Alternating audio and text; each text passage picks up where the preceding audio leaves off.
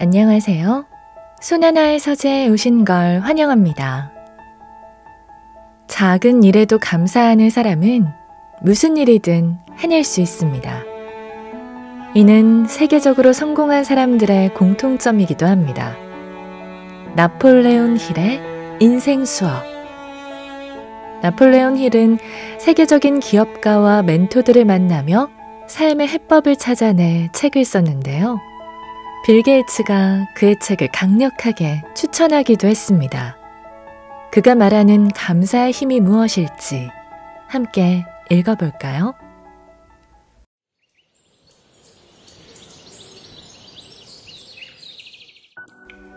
감사의 밭에는 불행이 자랄 수 없다. 나폴레온 힐은 항상 감사하는 태도를 지니고 목표를 향해 달려갈 때 인생에 눈부신 변화가 찾아온다고 확신했다. 실제로 그의 삶 또한 여러 고난이 있었지만 감사하는 마음을 잊지 않았기에 결국 빛을 볼 수 있었다. 감사하는 태도가 삶의 변화를 불러오는 이유는 무엇일까? 지금부터 찬찬히 살펴보자. 첫째, 감사하는 마음을 통해 인생의 밝은 부분에 집중하면 어둡고 고통스러운 영역에서 점점 벗어날 수 있다. 주어진 것에 감사하면서 동시에 가지지 못한 것을 불평할 수는 없다.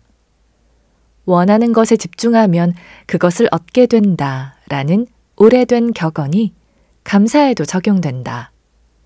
감사하는 마음에 집중할수록 감사한 일이 더 많아진다.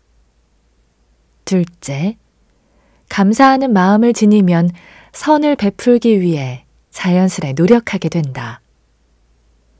선한 가치를 위해 노력하면 주변 세상이 당신의 선한 영향력으로 물든다. 그렇게 주변으로 퍼져나간 선한 영향력은 결국 자기 자신에게로 돌아온다. 뿌린 대로 거둔다 라는 속담에서 알 수 있듯 우리는 베푼 만큼 돌려받는다. 셋째, 감사하는 마음을 가지면 선한 가치에 집중하여 긍정적 생각에 적합한 심리 상태를 갖출 수 있다. 긍정적 결과를 거두려면 먼저 긍정적 생각이 있어야 한다. 우리는 생각하는 대로 살게 된다.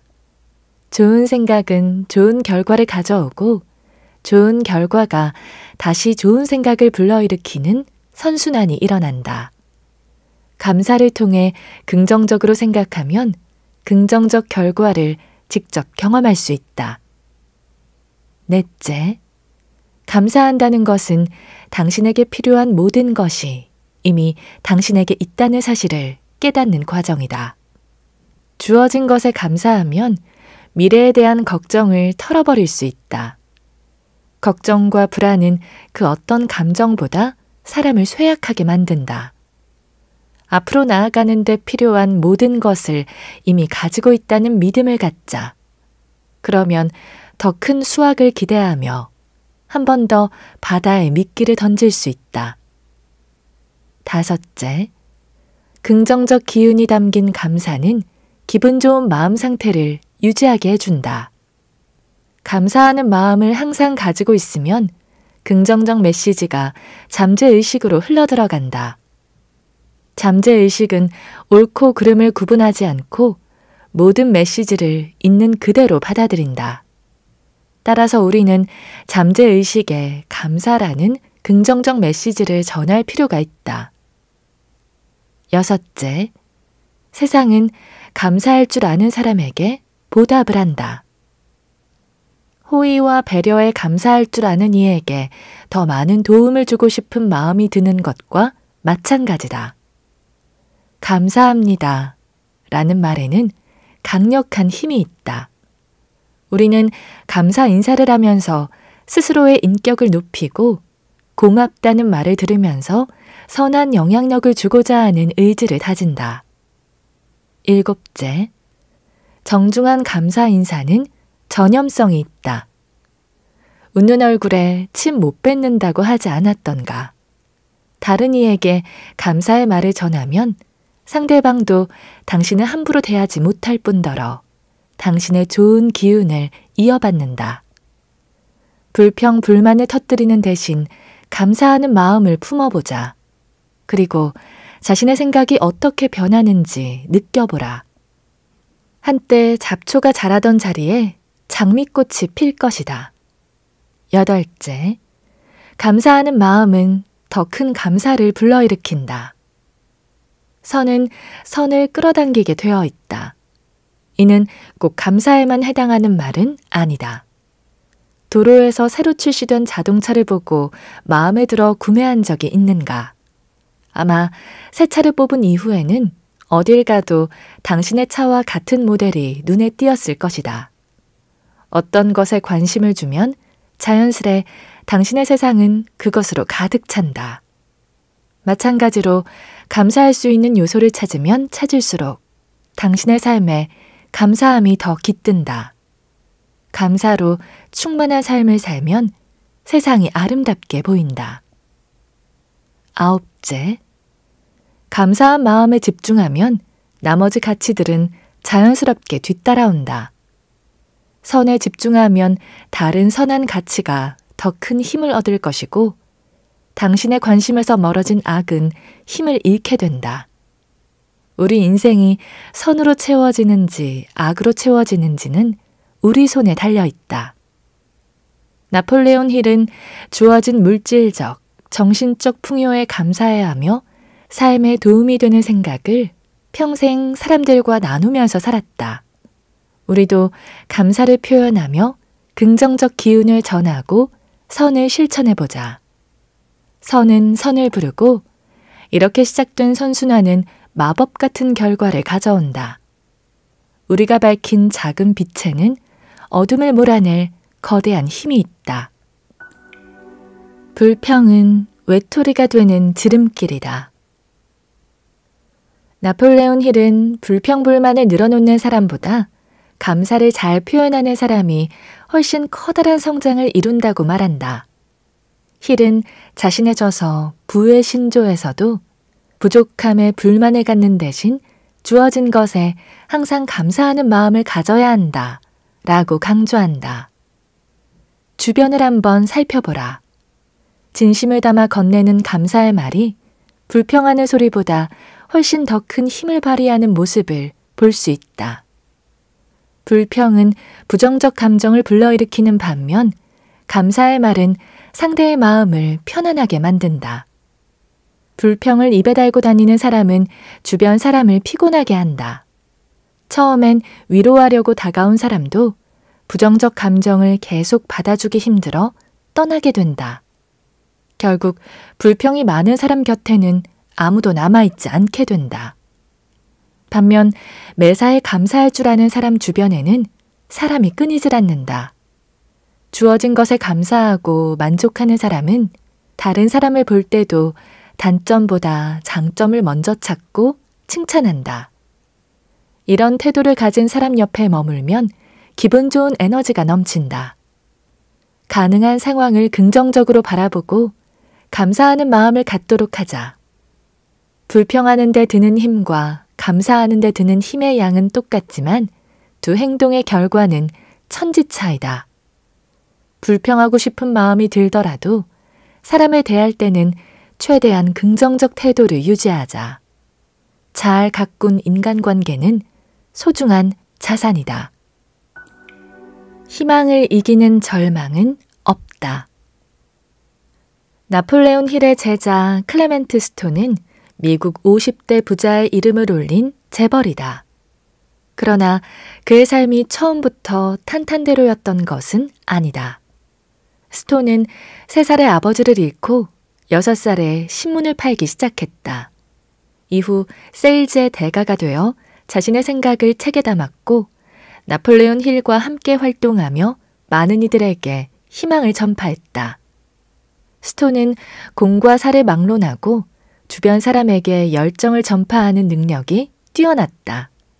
특히 목표 달성법에 관해서는 자신이 직접 시도해보고 효과를 본 방법만을 추천하여 사람들에게 신뢰감이 두터웠다.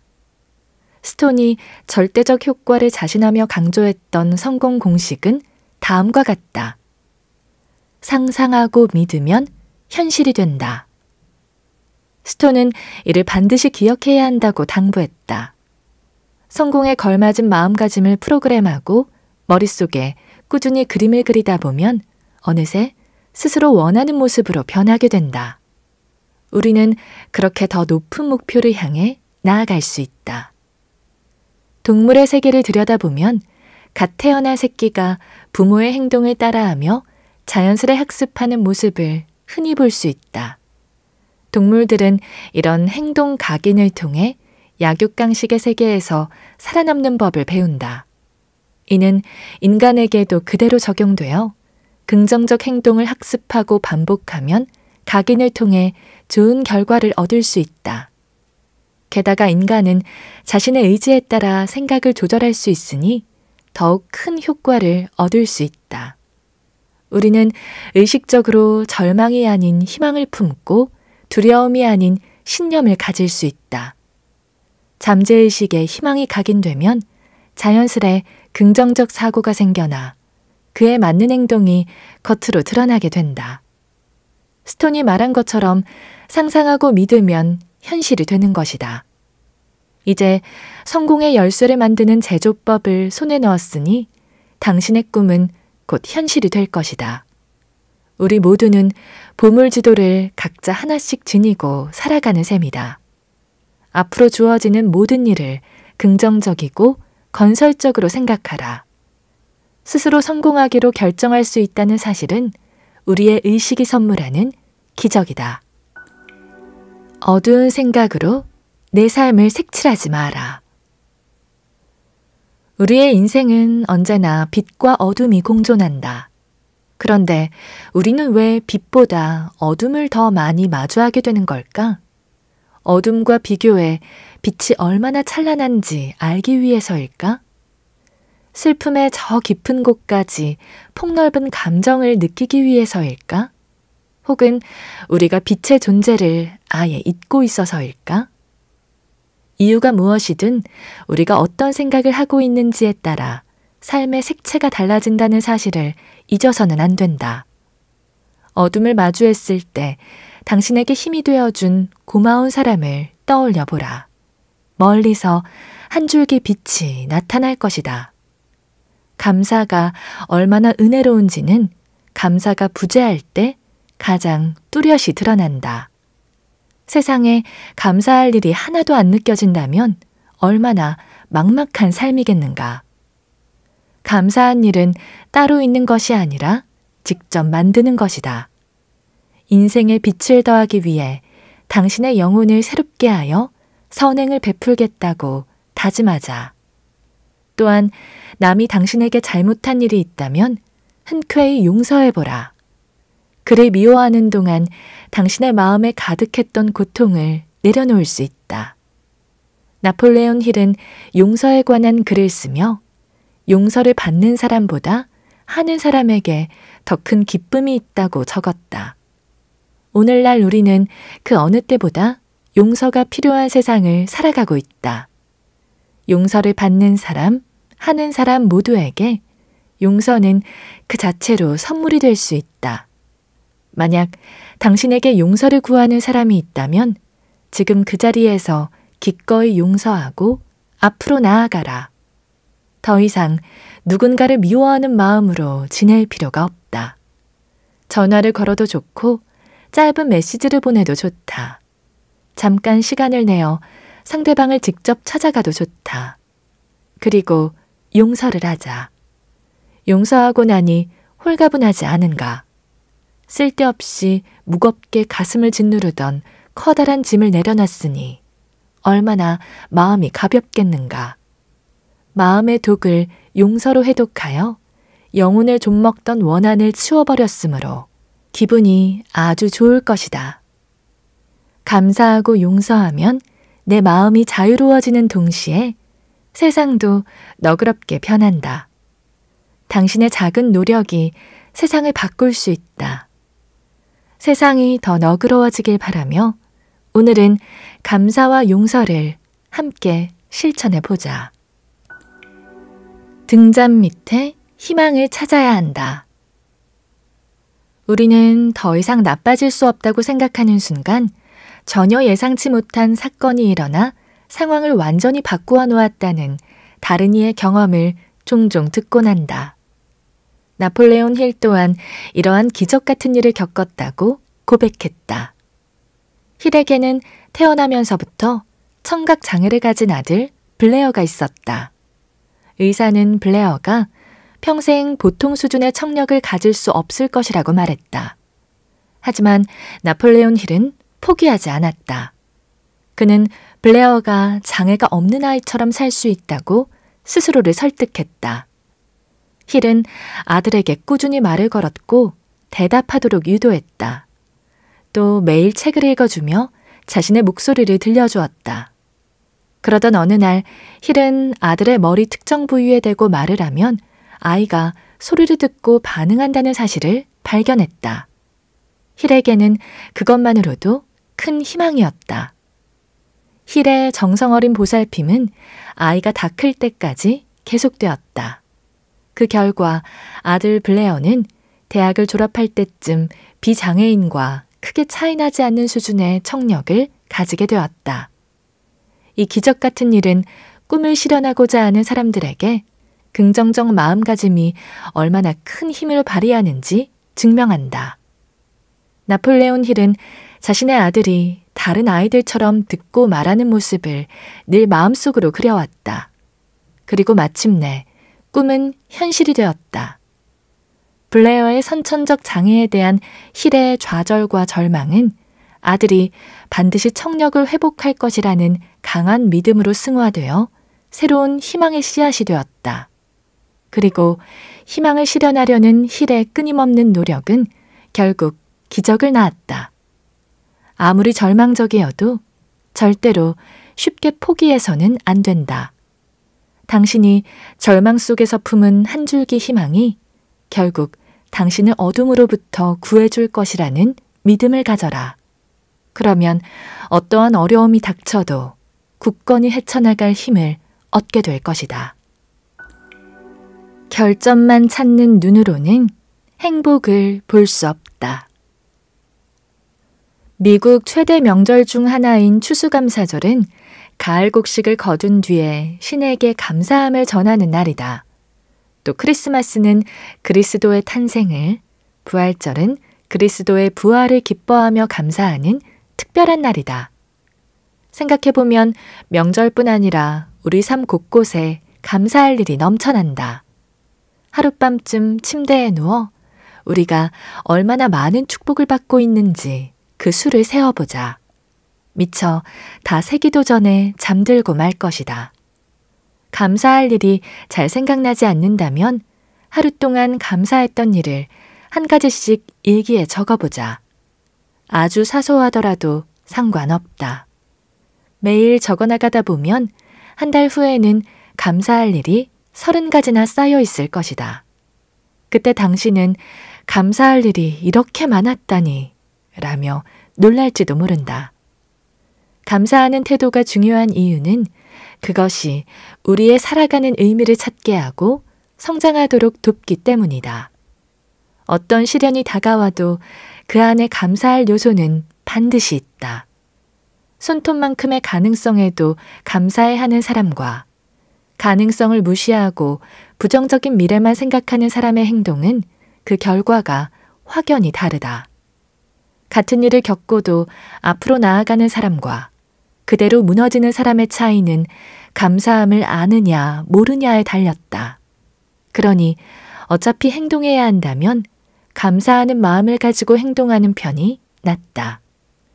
주어진 것에 감사하는 태도는 스스로 행복을 찾아 나서는 행위와도 같다. 세상 모든 사람과 사물에는 결점이 존재한다. 이때 결점에만 집중하여 부정적 생각에 휘말리면 스스로 불행에 빠지게 된다. 하지만 결점보다 감사할 지점을 찾으려고 노력한다면 자신의 마음도 행복해질 것이다. 나폴레온 힐은 인생이 자신에게 던져준 시련을 나열하고 그 고통이 어떤 새로운 감사함으로 다가왔는지 이야기했다. 어떤 상황에서든 긍정적인 결과에 초점을 맞추고 감사하는 태도를 단련하면 매일 매순간 긍정적인 태도를 유지하고 이를 이용할 수 있게 된다. 당신이 최악의 상황에 놓여 있더라도 감사의 힘을 잊지 말자. 작은 감사는 큰 성장으로 찾아온다. 언제나 오늘이 가장 젊은 날이다. 무언가를 시작하기에 늦은 시기란 없다. 숨이 붙어 있는 한 언제든 새로운 출발이 가능하다. 지금 당장 새로운 무언가를 시작하겠다고 다짐하라. 놓쳐버린 기회와 이미 저지른 실수에 집착하면 과거에서 벗어날 수 없다. 이제 과거의 문은 닫고 미래의 문을 열어라. 문 너머에는 열정을 자극하는 새로운 아이디어가 당신을 기다리고 있을 것이다. 낡은 생각을 버리는 것만으로도 새로운 생각을 맞이할 수 있다. 추위가 가시고 봄이 오면 우리는 새로운 시작을 기대하며 대청소를 한다. 이렇게 집이나 사무실을 청소하듯 생각도 정리가 필요하다. 오래되어 먼지가 쌓인 아이디어, 구식이 되어버린 관습, 계속해서 되풀이하던 나쁜 습관을 과감하게 버려라. 이는 색이 바랜 과거의 생각이 우리 의식 속에 남기고 간 유령일 뿐이니 이제 그만 보내주도록 하자. 시도 때도 없이 툭툭 튀어나오는 낡은 아이디어는 모두 버려야 한다. 지금 당장 행동하라. 과거는 뒤로 하고 미래를 맞이하라. 그때 그랬으면 좋았을걸. 이라며 후회하는데 시간을 낭비하지 말고 오늘부터 변화를 시작하라. 특유의 따뜻한 그림체로 이름을 드날리고 있는 모지스는 76세에 처음으로 붓을 잡아 100세에 세계적인 화가가 되었다. 당신도 늦지 않았다. 시간이 지난 후에 후회하지 말고 당장 내가 꿈꾸는 삶을 살자. 행동을 해야 앞으로 전진할 노하우도 쌓인다. 오늘은 당신의 인생에서 가장 젊은 날이다. 누구도 당신의 삶을 대신 살아줄 수 없으며 누구도 당신을 위해 만족스러운 삶을 만들어줄 수 없다. 기회는 우리를 기다려주지 않는다. 직접 뛰어가서 기회를 낚아채도 모자를 판에 가만히 앉아서 머릿속으로만 꿈꾸고 있으면 달라지는 일은 아무것도 없다. 오늘 내린 결단이 당신의 평생을 바꿔놓을 것이다. 무언가를 시작하기에 적당한 때란 없다. 당신이 꿈꾸는 모습이 있다면 바로 노트를 펴서 해야 할 일부터 작성해보자. 그 행동만으로도 원하는 모습에 훨씬 가까워질 수 있다. 바로 지금부터 당신이 꿈꾸는 인생을 살아라. 긍정은 잠재의식을 깨우는 알람이다. 인간의 정신은 의식의 영역 넘어 잠재의식을 지니고 있다. 잠재의식은 의식에 접근할 수 없다고 알려져 있지만 사실 완전히 통제할 수 없는 영역은 아니다. 잠재의식과 의식은 서로 끊임없이 영향을 주고받기 때문이다. 나폴레온 힐은 잠재의식을 잘 활용하면 목표를 이루는데 큰 도움을 받을 수 있다고 말한다. 우리가 잘 아는 발명왕 에디슨도 잠재의식의 도움을 받았다. 수많은 발명을 해낸 그였지만 에디슨 역시 성공 이전에 수많은 시도와 실패를 거듭했다. 수백, 수천 번의 실험이 실패로 돌아가고 난 후 그는 잠재의식에 말을 걸곤 했다. 소파에 깊숙이 눌러앉아 마음속으로 다시 할 수 있다고 되새기면 다시 실험할 용기와 새로운 아이디어가 솟아났다고 한다. 당신도 에디슨처럼 이루고 싶은 목표가 있다면 반복해서 다짐을 되뇌며 잠재의식에 말을 걸자. 반복해서 생각을 주입하면 잠재의식이 당신의 다짐을 강한 신념으로 만들어줄 것이다. 단, 불안과 의심은 애써 제쳐두고 반드시 긍정적인 다짐을 해야 한다. 부정적 감정이든 긍정적 감정이든 잠재의식에 흡수된 감정은 당신 주위를 오래 맴돈다. 목표를 이루고 싶다면 당신의 의식을 부정적 감정에 자리내어 주지 말아야 한다. 잠재의식은 비옥한 정원과 같아 희망의 씨앗과 절망의 씨앗을 모두 싹틔울 수 있다. 희망의 씨앗은 정원 가득 아름다운 꽃을 피우지만 절망의 씨앗은 삭막한 가시덤불을 키워낸다. 당신이 어떻게 생각하느냐에 따라 이 정원의 풍경이 정해진다. 잠재의식에 좋은 생각을 심으면 긍정적 결과를, 나쁜 생각을 심으면 부정적 결과를 수확할 것이다. 잠재의식 속에 긍정적 생각과 부정적 생각은 공존할 수 없다. 하나의 감정을 가지면 반대편 감정이 약해지기 때문이다. 긍정적 감정에 집중하면 잠재의식을 망치는 부정적 감정이 뿌리내리지 못한다.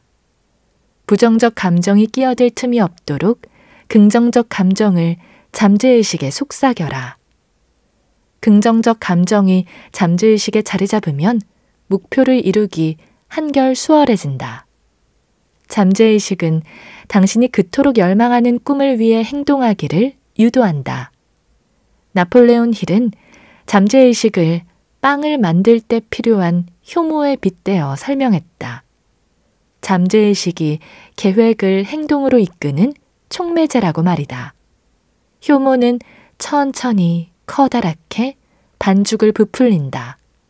잠재의식 또한 우리에게 천천히 그리고 강력하게 행동을 명령한다. 우리는 욕구를 잠재의식에 전달하여 열망의 씨앗을 심고 잠재의식의 도움을 받아 상상을 현실로 만든다. 당신의 계획과 긍정적인 믿음을 잠재의식에 심어라. 꿈에 한층 더 가까워질 것이다. 부정적 씨앗이 삶의 정원을 망친다.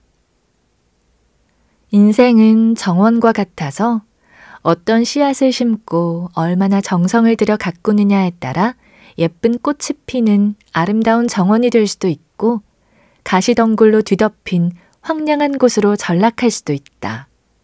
자라나는 싹을 중간에 어떻게 보살피는지도 중요하지만 그보다 중요한 것은 애초에 무슨 씨앗을 심느냐이다.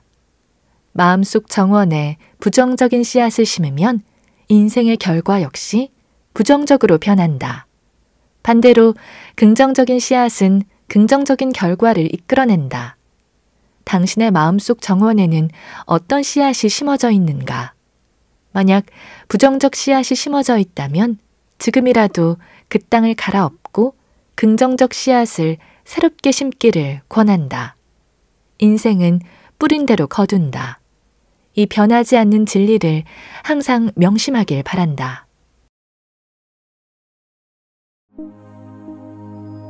오늘 저와 함께한 시간 어떠셨나요? 편안한 시간이 되었길 바라며 또 들러주시길 기다리겠습니다. 그럼 잘 자요.